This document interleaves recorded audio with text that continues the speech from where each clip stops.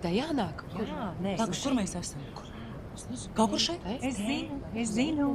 Lūk, ejam. Pagaid, uz kur pusi? Es esmu par savstarpēju atbalstu, par kopīgu rīcību un par sadarbību. Es ticu sieviešu solidaritātei, un ja tu tici sieviešu solidaritātei, tad tiekamies 8. martā konventa sētā.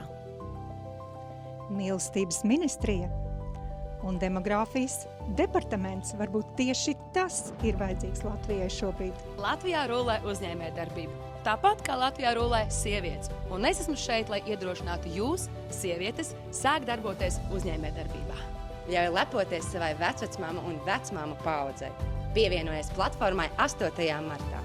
8. marts ir ne tikai puķīšu saņemšanas diena no vīriešiem. Sieviešu solidaritātes dienā, lai padomājam par tām, kam dzīvē klājas grūtāk. Tieši tam ir radīta platforma 21.